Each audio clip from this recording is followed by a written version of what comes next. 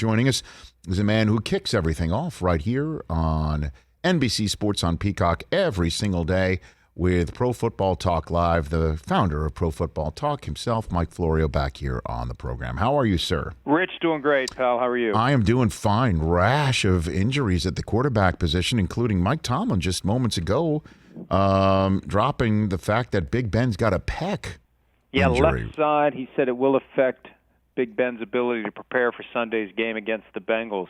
So another one to keep an eye on. You know, we got through all of the preseason with a relatively clean sheet of quarterback injuries, and then week 2 all hell breaks loose. And Big Ben, the biggest name that we now have to keep an eye on. What is the future there? I mean, what's the over the steering wheel plan and discussion? I mean, there has to be. I mean, Kevin Colbert's one of the tops in the business at being your general manager of the Pittsburgh Steelers. What do you think is going on there? We know it was a long 20 years for the Steelers between Terry Bradshaw and Ben Roethlisberger. They had good teams, but they never had that consistent year in and year out franchise quarterback. They had guys that looked like maybe they would be, like a Neil O'Donnell, a Cordell Stewart, but they never really got there until they went 11th overall in 2004 and got Ben Roethlisberger. So at some point they're going to have to be ready to make that move, unless they can end up getting very lucky with Dwayne Haskins. They liked him in training camp. He has yet to supplant Mason Rudolph as number 2, but he had been moving in the right direction. I think they were hoping for this year for him to have a chance to develop quietly behind the scenes, and then maybe he gets evaluated as a guy who could take over if Ben doesn't come back next year. Of course,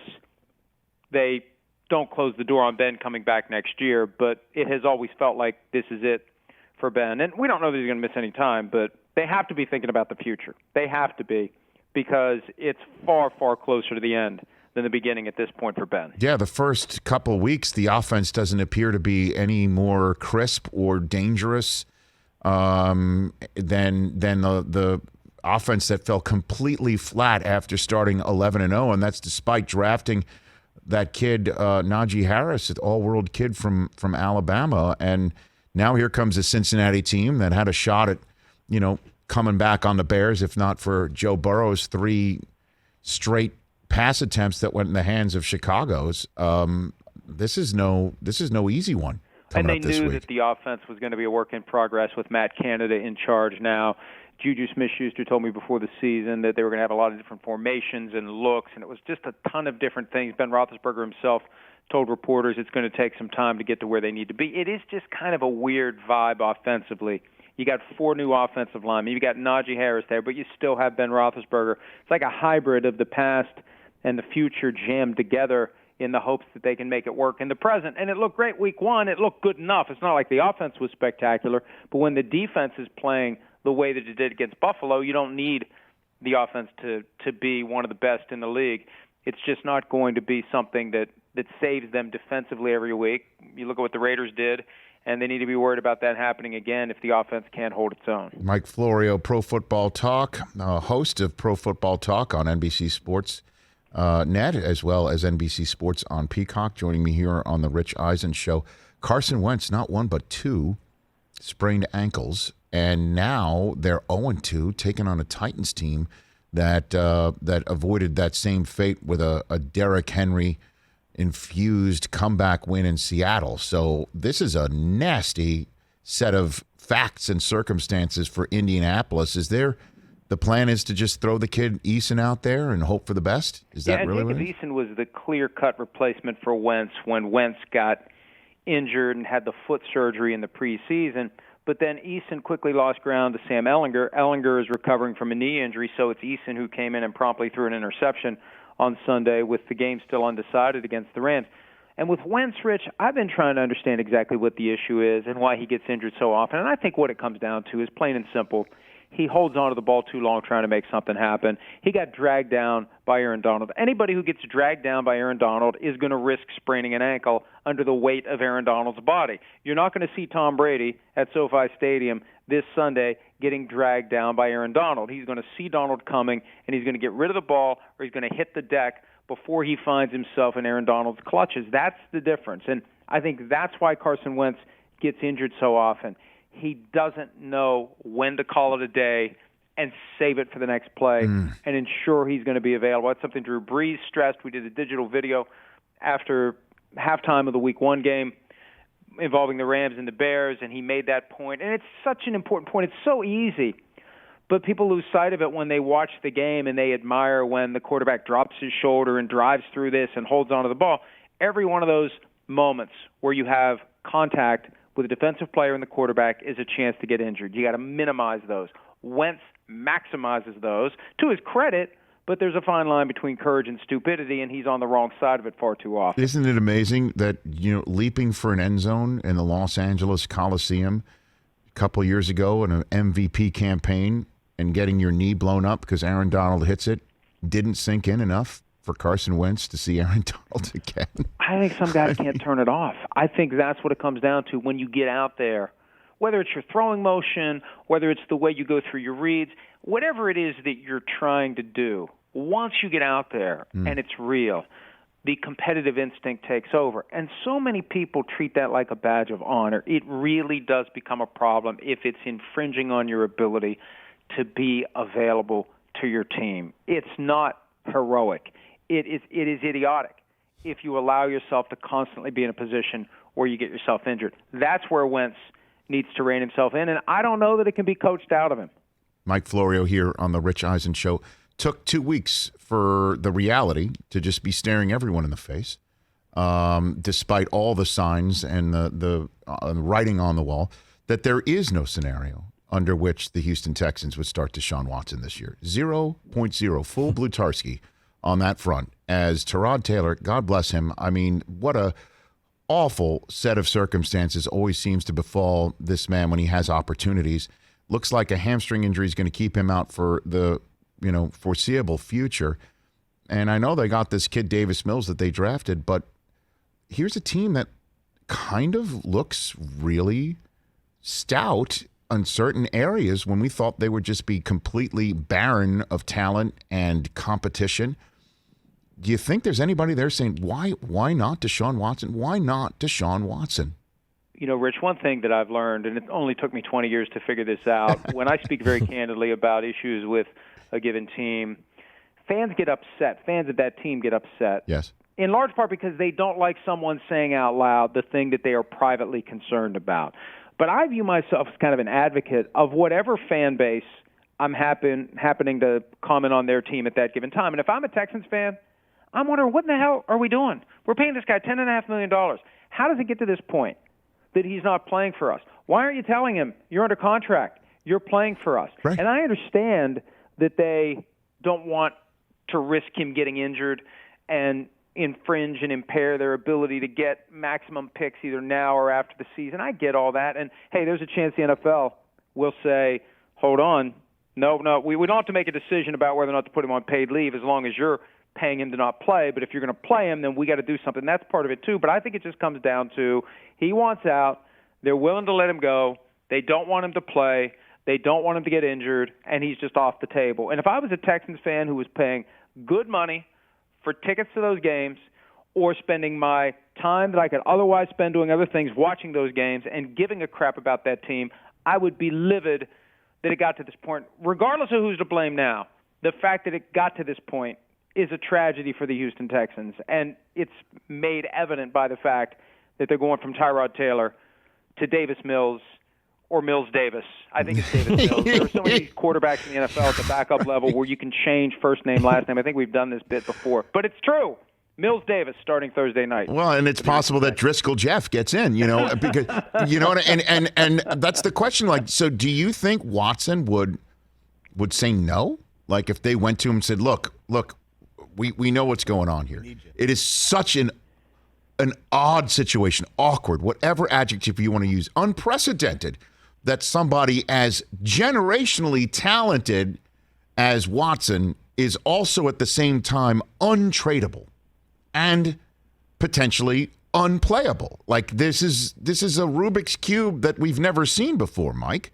But you're right. Like, what about going to him and saying, I know you don't want to play for us anymore, and we kind of don't want to play you, but do you see what we did to the Jaguars in week 1? Do you see what we kind of are cooking here? Like, get on board, right? And the way the dominoes fall if they do something like that, it gets ugly very quickly. But they could, if they want to be distracted by it, and we talk about distractions all the time, some are real, some are fake. This would be real. If all of a sudden they decide they're going to go to Deshaun and say, we want you to show up and practice, and we want you to really try. We don't want you to half-ass it. We want you to show up and earn the money that we're paying you. And then they're watching him, they're studying him. Is he working hard enough? Is he doing everything that he needs to do? Is he really trying? You know, it's easy if he says no, then you can fine him, suspend him for conduct detrimental to the team. That's easy. The hard part is identifying whether or not he's just going through the motions. And that's the thing with a quarterback. And this may be why they're doing what they're doing. For all the other positions, you can draw a hard line and say, hey, get your butt to work. But for a quarterback, you need him to be so much more than just the guy that takes the snap and hands off the ball and throws the passes. He's the guy who's the leader of the team, sets the tone, shows up early, stays late, holds people accountable, brings the locker room together. And that's why I'm a firm believer that quarterbacks need to have more of a voice in the overall structure of the team than they get, because they're expected to act like bosses on the shop floor. And if you have a quarterback who's committed to doing the bare minimum, I don't think that's good for anybody. And that may be why, combined with we don't want him to get injured, and we don't want to have the NFL say he's on paid leave, and whatever other concern they have, I think that's why they aren't going to him and saying, time for you to earn your money. But if I'm a Texans fan, good luck getting my money if you're willing to give $10.5 million of it away to one of the best quarterbacks in football, that you allowed this to get to the point where he doesn't want to play for you and you don't want him to play for you, regardless of how we got here. This had its origins in the dysfunction that was pervasive in the Texans organization. Credit to them to get veteran players who are kind of wiping that stink away, but it was that stink from last year that has them in the mess they're in now. Mike Florio here on the Rich Eisen Show. A couple more quarterback scenarios I want to talk with you about. First one, Aaron Rodgers, because you just mentioned quarterbacks should get more say, and clearly that is what was at play with Aaron Rodgers from draft day and before and after until appearance day at training camp. I had him on the show yesterday, and I asked him specific, like, what change did you get that's made you say, okay, I'll come back? And he basically said it was just trust and hope, that it's nothing you could stamp on a piece of paper. Did he get, best on your knowledge, an agreement from the Packers that we'll trade you if things don't go the way for either one of us this year? Did he get that assurance? Best you can hear or tell? I don't know that he did, and Rich, you know, there's a belief out there that he got that assurance in this most recent offseason. Mm-hmm. And the fuse that ultimately was lit was when they said to him, oh, no, we're not going to trade you, even though we said we would trade you after 2020. And that is the real cause of everything going off the rails in the offseason. So I wouldn't believe anything that the Packers told me verbally at this point, because they already told me, if what I've heard and others have heard is true, that the Packers had promised him they would trade him after 2020. And then apparently Matt LaFleur caught wind of it and said, wait a minute, Jordan Love's not ready, we can't do this. And I don't know that was the catalyst to renege, but so I'd want anything and everything in writing before I'd trust it. And who knows where this is all going to go. And, you know, Rich, Sims and I were talking about this earlier today with the Packers, and this falls into the category of Packers fans get pissed when someone points this out. But if I'm a Packers fan, I look at this and I say, this damn corporate structure does me no favors as a fan. You had Jerry Jones on the Game Day morning show the other day. Yes. And I understand there's a potential drawback to having a Jerry Jones, a Daniel Snyder, a single person who can be that driving force behind an obsession to win a Super Bowl. Corporate structure, I don't know. Where is the obsession? Where is that one person with that overriding force of personality who will say, hey, you know what? We got close this year, but we weren't good enough. Here are the areas we need to identify, just like the Chiefs. What'd they do? Their offensive line stunk. What'd they do? They spent a ton of money on their offensive line. They took advantage of opportunities to improve their defense. In Green Bay, I feel like they're content to be in the general vicinity of the porch and hope that once every 10 to 15 years they'll stumble up onto the welcome mat and kick in the door, whereas you've got these other teams with owners like Jerry Jones who are obsessed to bang on the door each and every year. And And I think that's the fundamental cause of Aaron Rodgers' concern, because the reason they're in the vicinity every year is him. Look around him. I mean, they got some good players, but what do they do every year other than draft and develop? What do? They don't go out and identify guys who could come in and make a difference right now. Big-name players, key players. That just has been not a part of the culture there, and I think the corporate structure has something to do with it. Mike Florio bringing it today here on the Rich Eisen Show. Last one.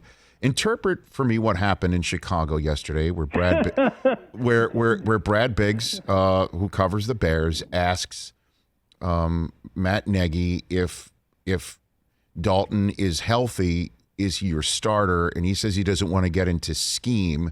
Biggs pushes back, saying that's not scheme. And Nagy, with his usual smile, goes, "Of course it's scheme." And I understand he would say that it is scheme because the game plan with Dalton and Fields are completely different. You don't want to telegraph anything to the Browns. But then a PR representative comes back in the room. Biggs tweets out that the message from Bears PR is Dalton is the starter if he's healthy. That's the answer. What is happening? Like, what is going on with Fields not getting the start? It's definitely Dalton if he's healthy. What is the push-pull here? This is all part of that broader effort by the Bears to delay the launch of the Justin Fields career until they believe he's ready. It's about making sure he's ready, not getting him out there prematurely and hurting his ability to be as good as he can be next year. I think the deal that necessarily was done when they traded up and gave up next year's first-round pick to get Justin Fields is that everyone's getting judged based on what Fields does next year.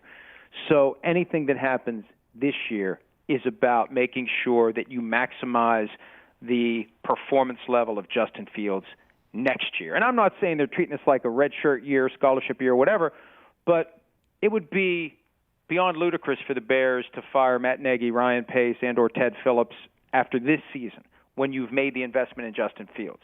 So next year is when everyone's on the clock with whether or not Fields is any good. So if they think that not putting him in a situation where he has, 4 interceptions in 35 minutes or getting beaten around behind an offensive line that maybe isn't as good as it needs to be, and they'd rather defer as much of it to next year as possible, that's where it's coming from. But Rich, this Andy Dalton injury gives them a chance to just kind of give him a test drive.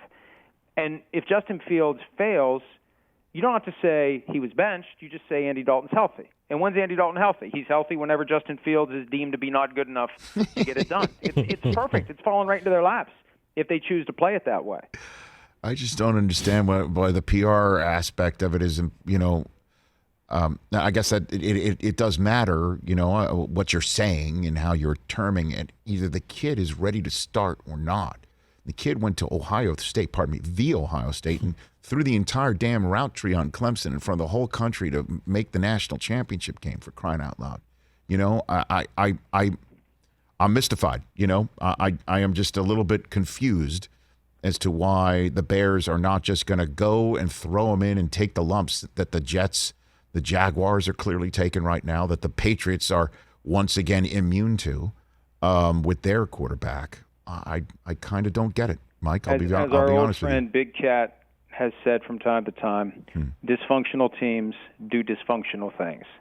And that may just be the ultimate explanation at the end of the day. But they've got this guy that they believed in, they traded up for, and there's that hesitation to go all in. And I really do think it's about being careful now, because next year is when they really want to get the absolute most out of Justin Fields. Ask the poll question of Mike before we send him on to the rest of his Tuesday. Chris. Yeah, Mike, out the door. Which 0-2 team do you still have faith in? Colts, Falcons, Giants, Vikings? Probably the Vikings, because they could easily be 2-0. You got John Gruden feeling good about the Raiders being 2-0. They easily could be 0-2. It just shows you how thin the margin is on so many of these games. And with 17 of them now, to go through one of those close, heart-wrenching games, win or lose, you got to start all over again and do it the next week. It really is an amazing grind. And the challenge for the 0-2 teams, especially the ones who could have won either or both games, forget about those games. Don't let that 0-2 become 0-3 simply because you're feeling down in the mouth because you're 0-2. Mike, appreciate it. We'll see you on Pro Football Talk in the morning. And then, of course, anybody who wants his new book that comes out in March called Playmakers, how the NFL really works, parenthetically, and doesn't, go pre-order it right now where all books can be pre-ordered. Mike, thanks for the time. Appreciate it, Rich. Right back at you, man. You got it. That's Mike Florio. Bringing it. I like it. Hey, you watched all the way to the end. Thanks for that. Watch more right here.